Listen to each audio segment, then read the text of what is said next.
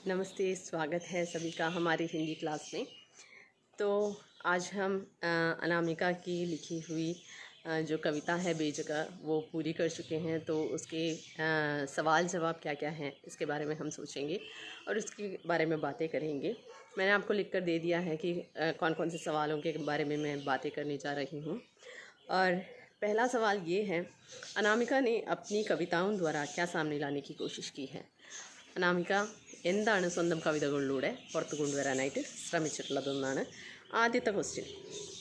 तो अनामिका ने बहुत ही साधारण और अत्यंत प्रभावशाली ढंग में ये कहने की कोशिश की है कि नारी के जीवन में क्या क्या होता है, ज़िंदगी में स्त्रियों के साथ क्या क्या होता है, उनका जीवन पुरुषों से अलग कैसा रहता है, वो सब दूसरों के सामने लाने की कोशिश उन्होंने की है अपनी कविता बेजगह में। और दूसरा सवाल ये है, बेजगह कविता का मुख्य विषय क्या है? मुख्य विषय ये है कि स्त्रियों की कोई अपनी जगह नहीं होती, उसकी जगह बदलती रहती है, उसका कोई स्थिर स्थान नहीं होता, ज़िंदगी में वो सबसे पीछे रह जाती हैं। तो उसका कोई स्थिर स्थान नहीं होता, यही विषय कविता में उन्होंने दिया है। तो इसी को आपको लिखना है।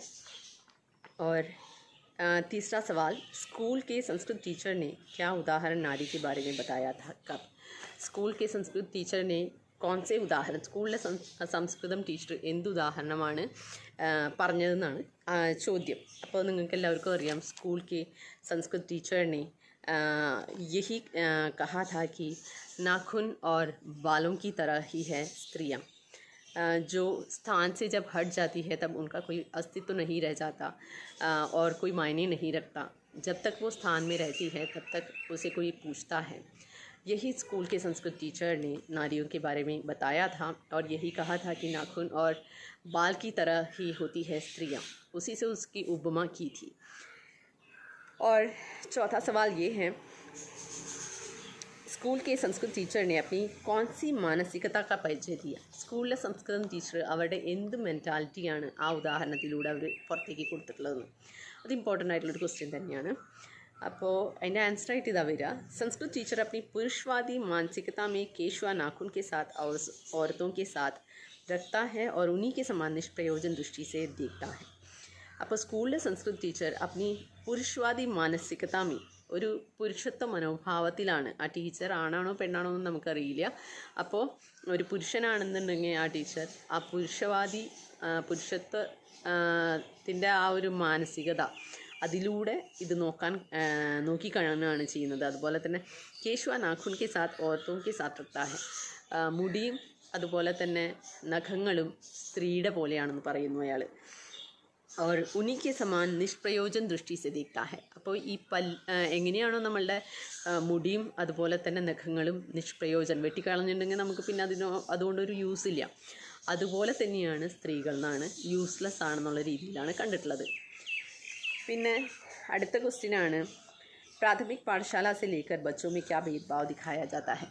പ്രാഥമിക പാഠശാല തൊട്ട് കുട്ടികളിൽ എന്ത് ഭേദഭാവമാണ് കാണുന്നതെന്ന്, അതായത് ചെറിയ ക്ലാസ്സുകൾ തൊട്ട് കുട്ടികളിലുള്ള വേർതിരിവ് എന്താണെന്ന് അത് ആ കവിതയിലാണ് പറയുന്നത്. ശരിക്കും प्राथमिक पाठशाला में अक्षर शब्द ज्ञान कराते समय किसी ऐसे पढ़ाया जाता है, राम पाठशाला जा, ऐसे उदाहरण दिया जाता है. राम को पाठशाला भेजने का उदाहरण देते हैं तो राधा को हमेशा खाना पकाने या झाड़ू लगाने का उदाहरण दिया जाता है.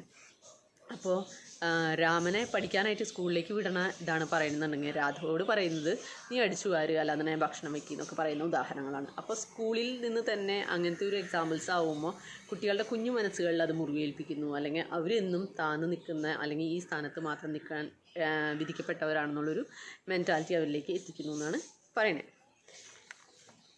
പിന്നത്തെ ക്വസ്റ്റ്യനാണ്, നയാ ഘർ ജബ് ബൻതാ ഹെ തബ് ലഡ്കി കെ സാത്ത് ക്യാ ഹോത്താ ഹെ?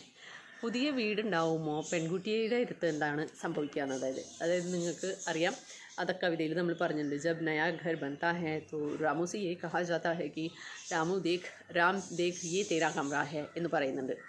അതുപോലെ തന്നെ സീതാ സെ യേ കഹാ ജാതാ ഹെ കി जब सीता पूछती है कि मेरा कमरा कौन सा है, तो जो यही बताया जाता है कि लड़कियों का तेरा कोई अपना कमरा नहीं है, लड़कियां तो हमेशा हवा और मिट्टी धूप की तरह होती है, उनका कोई स्थिर स्थान नहीं होता. അപ്പോൾ പെൺകുട്ടികൾ കാറ്റും മണ്ണും അതുപോലെ തന്നെ വെയിലും പോലെയാണ്, അവർക്ക് സ്ഥിരമായിട്ടൊരു സ്ഥാനമില്ല. അപ്പം പിന്നെ നിനക്കൊരു റൂമിൻ്റെ ആവശ്യമില്ല. അതായത് പറയാൻ ഉദ്ദേശിക്കുന്നത് ഇത്രയുള്ള പെൺകുട്ടി വളർന്നു കഴിഞ്ഞിട്ടുണ്ടെങ്കിൽ അവളെന്തായാലും വിവാഹം കഴിച്ച് പറഞ്ഞയച്ചിരിക്കും. അപ്പോൾ പിന്നെ അവൾക്ക് ഈ വീട്ടിൽ ഒരു റൂമിൻ്റെ ആവശ്യമില്ലല്ലോ എന്നുള്ളൊരു മെൻറ്റാലിറ്റിയോട് കൂടിയാണ് അവിടെ പറയുന്നത്. പിന്നത്തെ कविता की अंतिम पंक्तियों में स्त्री को कौन सी ऊंचाई प्रदान की जाती है? കവിതയുടെ ഏറ്റവും അവസാനത്തെ വരികളിൽ സ്ത്രീക്ക് എന്ത് ഉയരമാണ് നൽകപ്പെടുന്നതെന്നുള്ളത്. അപ്പോൾ കവിതയിൽ ഏറ്റവും അവസാനത്തെ പങ്ക്തികളിൽ വരുമ്പോൾ ഇങ്ങനെ പറയുന്നുണ്ട്,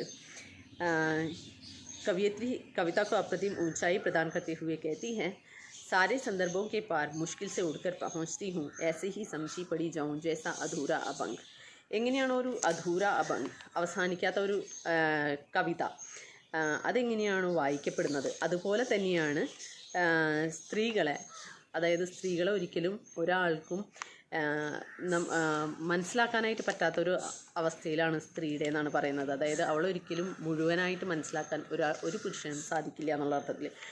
അഭംഗ് എന്ന് വെച്ച് കഴിഞ്ഞിട്ടുണ്ടെങ്കിൽ കാവ്യശൈലിയാണ്. നമ്മളുടെ 2 ടെക്സ്റ്റിലുണ്ടായിരുന്ന കവിതകളിൽ ഒരു ടെക്സ്റ്റിൽ അതിൻ്റെ ലാസ്റ്റ് 4 ലൈൻസ് ഇല്ല.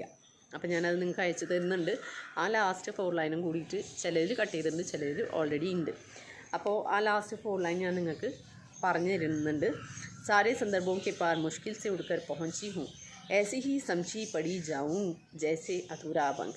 അഭംഗ് എന്ന് പറഞ്ഞു കഴിഞ്ഞിട്ടുണ്ടെങ്കിൽ ഒരു കാവ്യശൈലിയെയാണ് അഭംഗ് എന്ന് പറയുന്നത്. പിന്നെ അതായത് തുക്രാം എന്ന് പറയുന്ന ആൾ എഴുതിയിട്ടുള്ളൊരു കാവ്യശൈലിയാണ് അഭംഗ്. അപ്പോൾ എങ്ങനെയാണ് ഒരു കാവ്യശൈലി പൂർണ്ണമാക്കാതെ പെടുന്നത്, അതുപോലെയാണ് ഒരു സ്ത്രീ. അതായത് അവളെ പൂർണ്ണമായിട്ട് ആർക്കും വായിക്കാനോ എഴുതാനോ സാധിക്കില്ല എന്നുള്ളൊരു അവസ്ഥയിലാണ് പറഞ്ഞിട്ടുള്ളത് ഈ കവിതയിൽ. പിന്നെ ലാസ്റ്റ് ക്വസ്റ്റ്യൻ അല്ല, परंपरा से छूटकर स्त्री को कैसे लगता है? परंपरा से छूटकर ആ പാരമ്പര്യത്തിൽ നിന്നും അലഗാവുമ്പോൾ സ്ത്രീക്ക് എങ്ങനെയാണ് തോന്നുന്നത് എന്നാണ് പറയുന്നത്.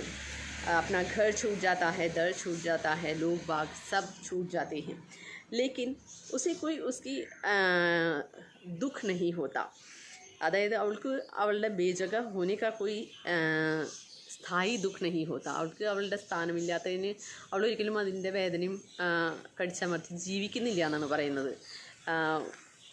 അതായത് സ്ത്രീ സബ് കുച്ച് സഹ ജാതി ഹെ, അതാണ് അവിടെ പറയുന്നത്. സ്ത്രീക്ക് എല്ലാം സഹിക്കാനുള്ള കഴിവുണ്ട്.